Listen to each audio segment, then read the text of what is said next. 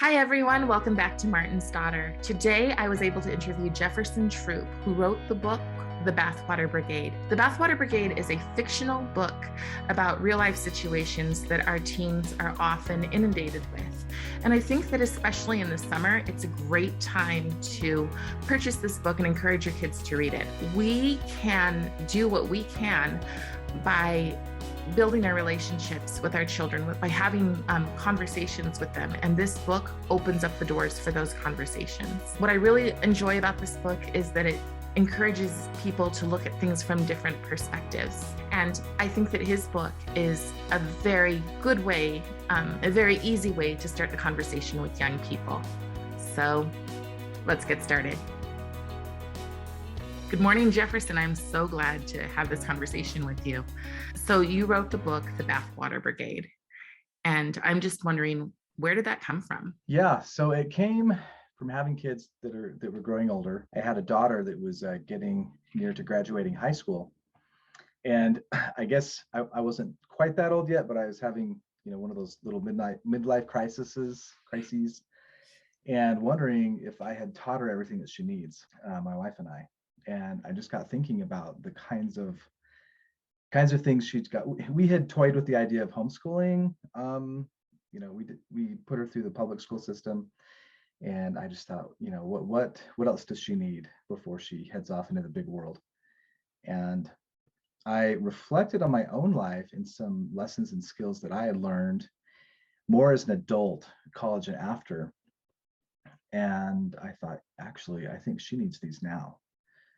More than I did. So that's what drove me to write that.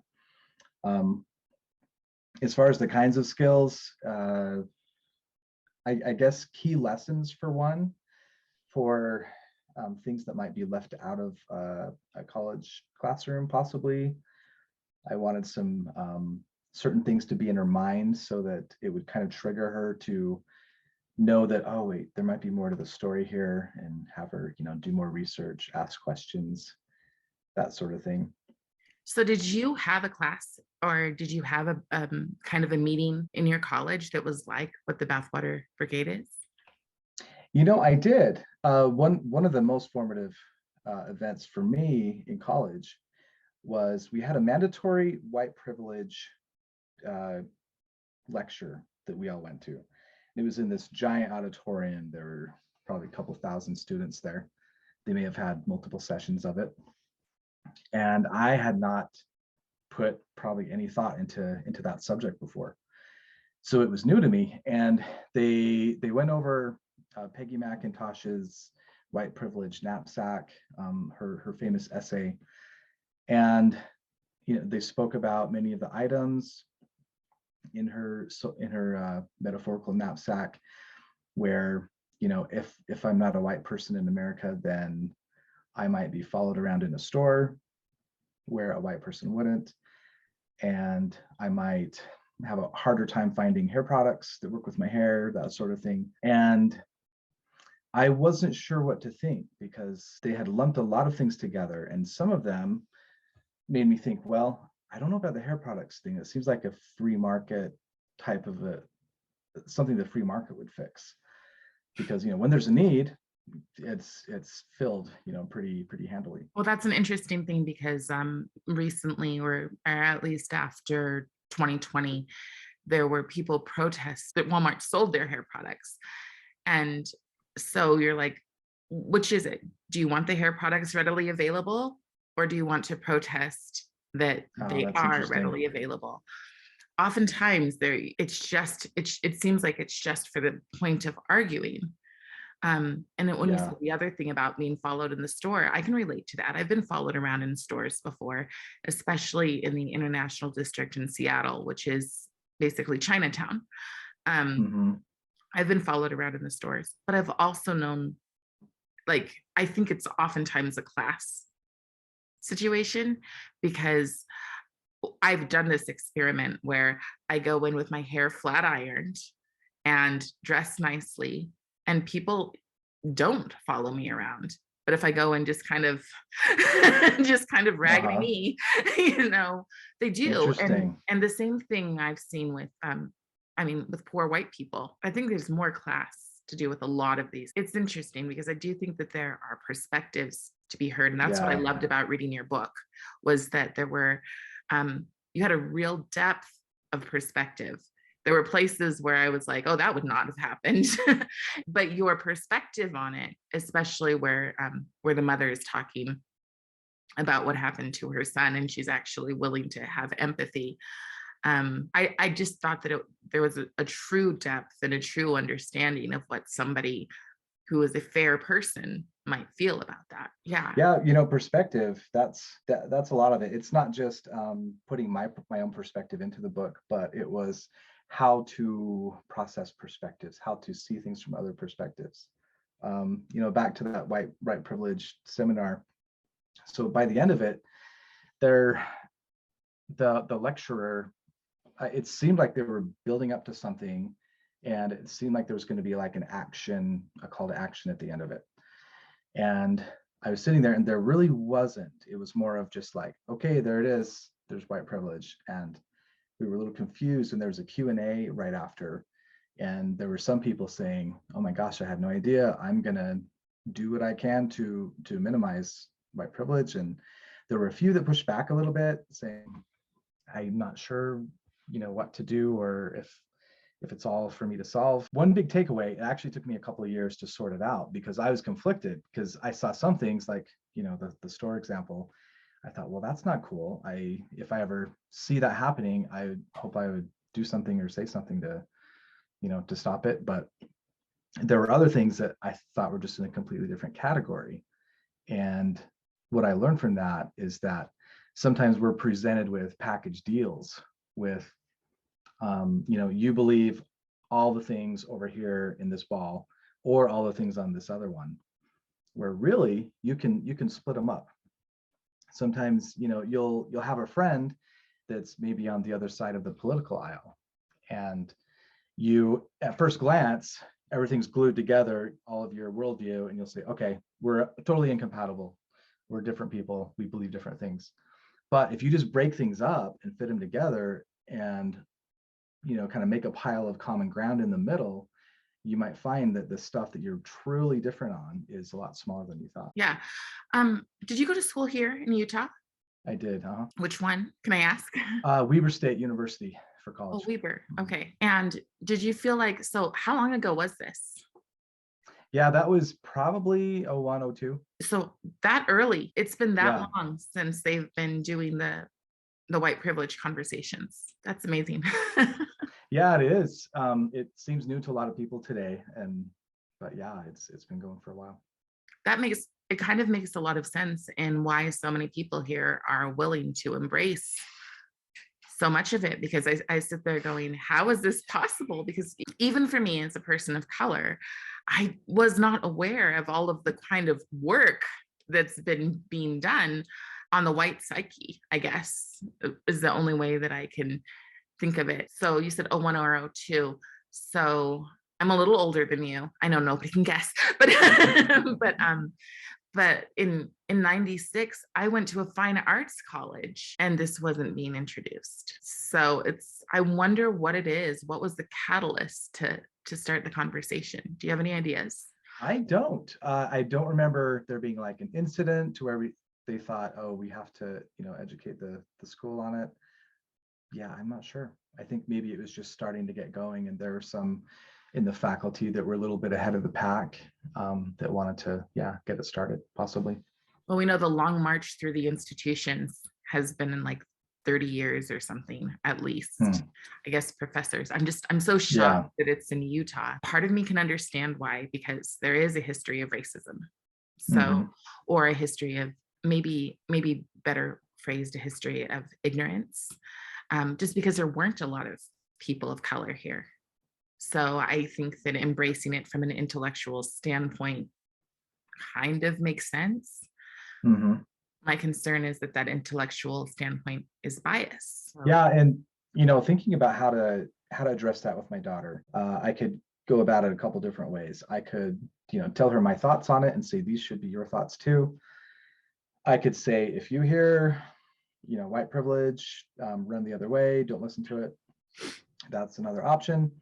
The one that I chose was try to teach her how to not to be afraid of it. Go ahead and listen to everything. Go ahead and seek out nuance. And as you process it, look for that nuance. Look for, okay, if something possibly conflicts with something I previously believed, you don't have to make a split-second decision from two worldviews radically different from each other. Give yourself time to process. And yeah, just some tools to think it through and find out what you believe, and possibly tweak it a bit based on new information, but likely probably won't completely change your entire worldview. Right. Especially if you've started that before they've gotten into college.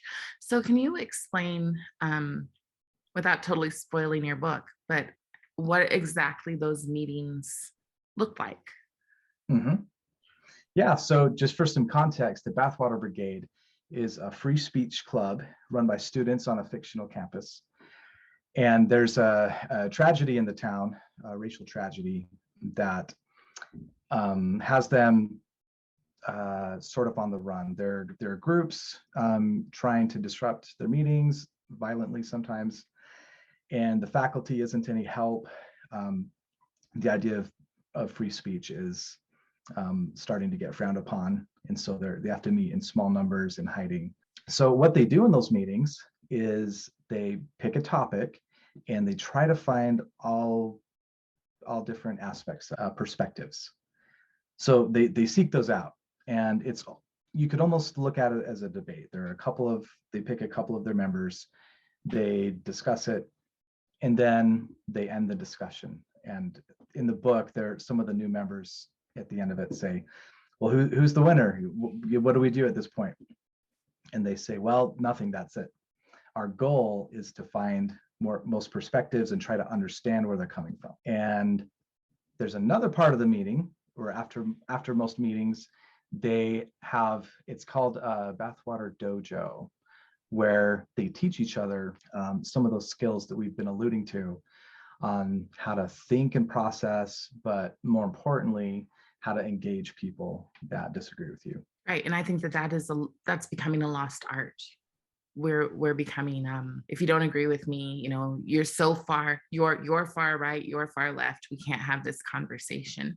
Mm-hmm. And I believe that's being hoisted upon us, because I think most people underneath it, we have some sense of reason. For instance, in the African American community, when I speak, a lot of times people will go, oh yeah, that makes a lot of sense, that makes a lot of sense. But the second I say conservative, like my point of making any sense is out the window, and it's interesting because we need to be bringing especially our youth back into that center conversation. Do you feel like there is kind of I don't know if agenda is the right word, but what's the word I'm looking for? Anyways, pushing to make sure that our kids are thinking in a certain way?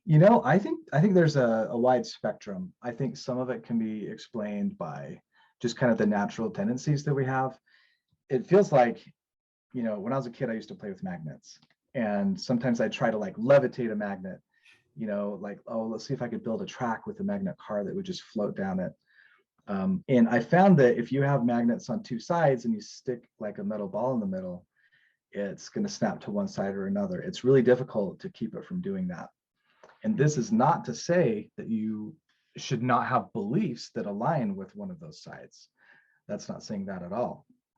It's saying that when we snap to that side and make it our identity, when we it's like we're at a football game with the face paint and the number one big foam hand, and we're on that team all the time, and if we hear that someone's on the other team, we automatically assume that they have no idea what they're talking about. It's politics does have a place. We have to get things done, and in today's reality it's through political parties, but I think we attach ourselves to parties too soon, instead of getting together with our neighbors, humanity, figuring out the kinds of things that we want. And then when it comes time to get things done, then sort out, okay, let's let parties figure it out and, engage that way.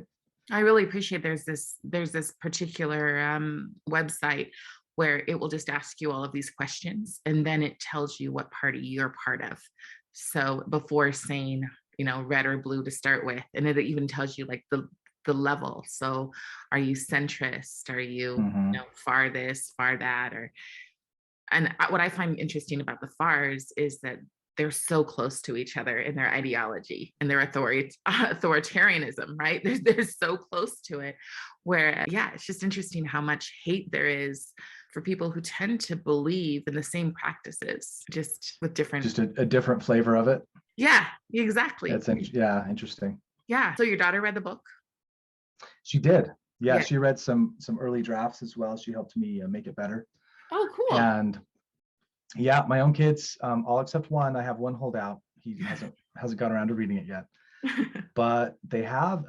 One was even younger than the target audience, and I was really impressed that he seemed to get all the concepts. I kind of quizzed him after, and he seemed to get the deeper underlying, skills and lessons there.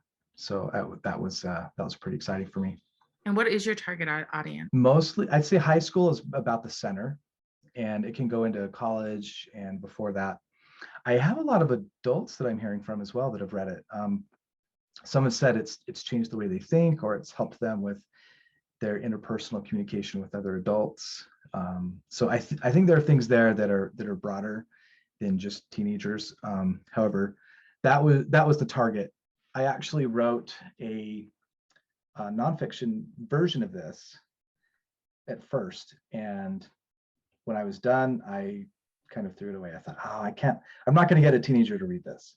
Okay. And the reason I started writing in the first place was because I already looked for a book that was aimed at teens that would teach these kinds of things, and I couldn't find anything at all. So finally, it dawned on me, wait a second, I can do this in a novel. We can go the fiction route, and it doesn't have to be part of a curriculum. My daughter's in public school. I can get her to read one fiction book for sure. That's Right. pretty easy to do. And so I packaged, a lot of different things in it, built it into a story that I hoped was strong enough to carry the interest all the way to the end. And yeah, as far as I can tell, I think it might have worked. Oh, I think it did too. I bought it for all of my nieces and nephews and Wow. my son's friends for Christmas. And some of them were Thank like, you. "Oh, thanks, a book." And then they found that their teachers were like, you have to read one book. You have to read one book this semester. And so they're like, well, I've got this one. And they read it and they're like texting me, Aunt Carrie, this is a great book. And so that's been, yeah, it's been excellent. And they're all high school age kiddos. Um, I was wondering how it is that you came to this. Like, did you talk to people like in the Black community? Like, how did you come to the the way that you wrote the mother? Um, she was the most empathetic that I felt, being from where I stand, which I've made it very clear on my channel where I stand on these things. And she was the most empathetic character um, that I could really take the time to feel with. How did you create her? um, I would say I did not do a lot of time consulting before I wrote those pieces. And just for context for viewers, the mother referred to is the mother of. So the tragedy at the first of the book is an unarmed Black teen was shot by police, and it's the mother of that teen. And um, she is not on the side of the police, but she is very intent on, as we see a lot of parents with these kinds of tragedies, intent on this not happening again to somebody else, for another family to go through this. I did run these stories and storylines after they were written by some people to kind of get a smell test on it, make sure it wasn't too out there. And but yeah, I guess I would say it was my imagination and observing and that had me come up with those parts. Yeah, just coming from Washington State, where a lot of this stuff was happening, I saw I saw kind of the worst of humanity. I saw people Mm. who wanted to make a profit, and that was I'm glad that that wasn't in the, but it wasn't the main focus. The main focus was that this mom really wanted to see better outcomes, Yeah. and I think that's where the humanity comes from. I think that so many times we see these stories and we're able to write them off really quickly because suddenly somebody's got a gold coffin. What you want to hear is, how do we stop this? How do we make it better for every category? How do we make it better for the police? How do we make it better for the youth? And I love that the solution is work together and come up with a program that educates. Because education, true education, not indoctrination, tends to be what brings us towards real progress. Yeah. When it's stripped of manipulation, I think. Yeah, I'm glad it resonated with you like that. I what I found with my kids is that kids tend to gravitate toward optimistic things. And if you come at them in a negative light and just say, avoid this, this is scary, don't listen to that. That's not, they might listen to you, but that's not what they want to hear. So I try to keep a lot of that out of the book. One thing that I wanted to do in the Bathwater Brigade was to push back against race essentialism. I think we can create racial harmony, opportunities for all without going there. But I did not assign motives to people who do believe that way. So I tried to keep out of the motives, try to keep out of there are a couple of villains in the story, but I tried to stay away from demonizing people who believe a certain way. Yeah, that is, race essentialism is the hardest thing to face, especially as a person of color who doesn't want that. Because it's really shocking to me to find out that um, there are so many people of color do who have bought into race essentialism, and also to find out that there are so many Caucasian people who also have bought into this, that this is the way to be compassionate, this is the way to be authentic. We have to acknowledge race first. To me, Right. Yeah. race is like a box of color crayons. That's really how I look at race, and it's how I've always looked at race. It's just a matter of open up the crayon box and use whatever color, and they all add to the picture. Yeah. So and I feel like that's the way, you know, our generation, loosely put, sees things. And we're very lucky that that's the way we see things. And it has been extremely eye-opening to find out that there's so many people who, while I was growing up thinking this way, we're growing up thinking a very different way, or else we're getting to college and having that all stripped away from them and being taught to think that very different way. Yeah. So I am just reminded of, I think it's Theodore Roosevelt, who said, do what you can with what you have where you are at. And I appreciate that you wrote this book, because that's doing what you can. So many parents say, I just can't handle this. It's just too much. I'm too busy, oh, you can do it because, well, if you speak, people will listen because you're a person of color. But I think that everybody has to do what they can.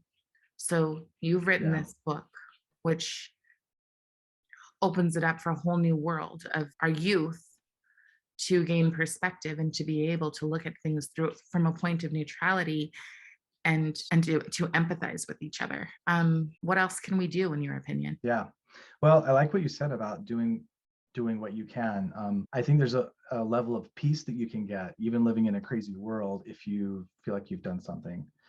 And I had been looking for a while before I wrote this book. I thought, I want to do something besides, occasional Facebook post, or what I tend to do on social media is if it looks like everyone's getting something wrong or everyone's leaving something out, I tend to try to add that. I thought, well, that's not really doing much. And what can I'm not a great public speaker. I don't think I'd be great in office, probably. what's something I can do? Because we hear this a lot. Like, I want to tell my grandkids I did something. You don't want to, whatever this world turns into, you don't want to tell your grandkids, if they say, well, what did you do? And I don't know, just watch Netflix, you want to have something to tell them. And yeah, I just figured this was it for me. And I didn't know how big of a, impact it might make either way. But I think everyone can find something that's, in their wheelhouse. It might stretch them a bit, but everyone has gifts that we can benefit from. Right. Can I ask about FAIR? Sure, I think so. Okay. All right.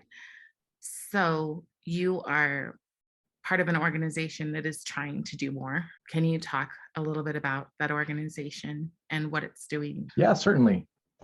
So last year, I was made aware of a new organization, and it's called FAIR, Foundation Against Intolerance and Racism. And it's fairforall.org is where you can find it. And I think one thing that attracted me to them is their not only the content of what they do, but their tone and their general approach. We talked before about the magnets, of how it's really hard to resist snapping to straight to party lines on something.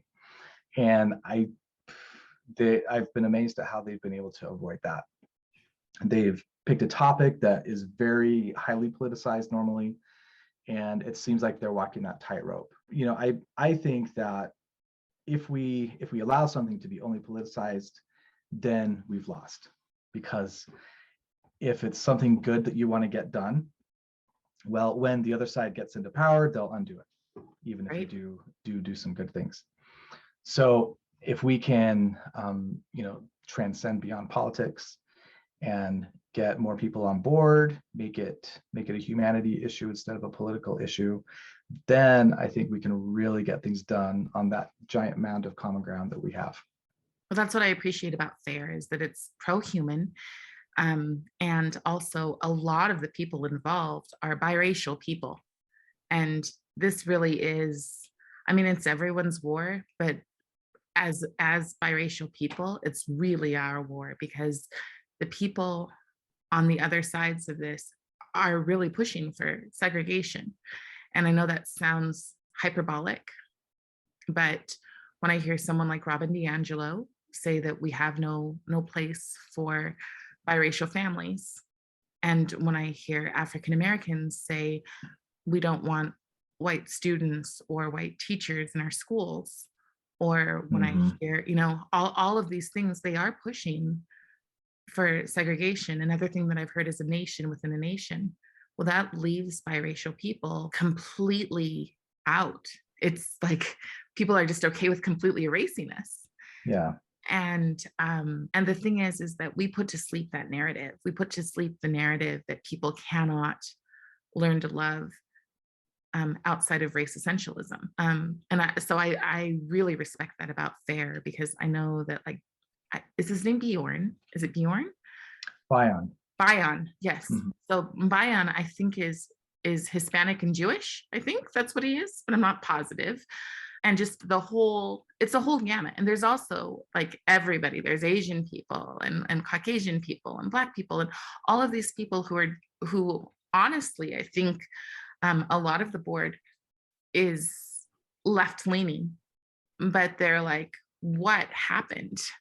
What happened? We used to be the party of compassion. What happened? We used to be, we used to all subscribe to Martin Luther King's dream. What are we doing? I really hope that people will look into FAIR, and it is new. So it's new. It's just getting started. Some of the things that they have are programs for high school clubs, and right, and a lot of video. So and I believe they're doing their own ethnic studies. Is that correct? They're doing Yes. Yeah, they're creating programs on alternatives to the current popular diversity trainings for the corporate world, and they're creating curricula for schools that really, I really love their approach, because they agree and say, yes, there is a need to address some things racially, but take a look at what we're doing. We think this is a better way to do it than what's, popular out there these days. Right. So if I can go all the way back to when you first started talking about going to college and having this training, that mandatory training on white privilege, what did that leave you with in the end? And do you feel like partaking in that has made you a better person? How did you feel as a Caucasian male going through that whole circumstance? Yeah, at first it would, at times it's uncomfortable because, you have that conflicted feeling where you feel that empathy and you feel that drive to, okay, history lessons of civil rights come to mind and say, hey, okay, I know which side I want to be on for sure. And then sometimes you're not quite sure about certain elements of it, or you wonder if some things could be approached a different way. And as I said, it did take a while to think through, but I've learned to actually seek those situations out. Whether it's a YouTube video, I had a few years where if there's something controversial going on, like every now and then we have rallies at the Capitol for whatever, and I would try to catch those when I could. I would just watch and mostly observe. There was one that was a rally about the border. There were people protesting and saying, hey, a border wall or a strong border policy makes a lot of sense. And there were counter protesters that were saying the opposite and saying, you guys are racist. And I kind of watched that, and the counter protesters, I guess when the protest ended, the counter protesters walked away. Many of them were Hispanic. They were actually an organized group in the area, and I followed them a little ways off. There were a few Caucasians with them, so I thought I'd probably blend in okay. If they asked me to leave, I would, but I thought I was curious. I wanted to see what they said away from the people they were protesting and news cameras. And they spoke to each other, and they were buoying each other up, and they were a little bit dejected because they thought it was a losing battle at the moment for them. And it was incredible to see things a little bit from their perspective. And those kinds of moments help me see that even if I don't agree with what they're saying politically, if I listen to them for a little while, if I maybe look at their history, I can really see where they're coming from, and that makes all the difference. Right. Yeah, it brings back the humanity. And I think that's what we have to do. We have to bring back humanity, because I think that we are being dehumanized in all sorts of ways. And the only way that we win is if, as individuals, we refuse. In fact, I think that's the tagline for your book. What is the tagline for your book? They refuse to surrender common ground. They refuse to surrender common ground. And I think finding that in every circumstance that we possibly can. And I try to not always go into a place of faith, but I do think that there is something about the soul. And even if it's just realizing that people have souls and they're doing the best that they can from their perspective, I think that Yes. helps us see people as being decent. Yeah, and that doesn't mean, you don't argue the issues. It doesn't mean you don't take a stand. But when you start from that point, or if now and then you go back to that place and see that humanity, it allows you to learn more about yourself and them. You can argue your points more effectively. And yeah, it's hard to describe the benefits of seeing something. A lot of people here, and I was probably this way, I'm sure. If someone said, hey, do you want to learn more about this person that believes something that you're totally against?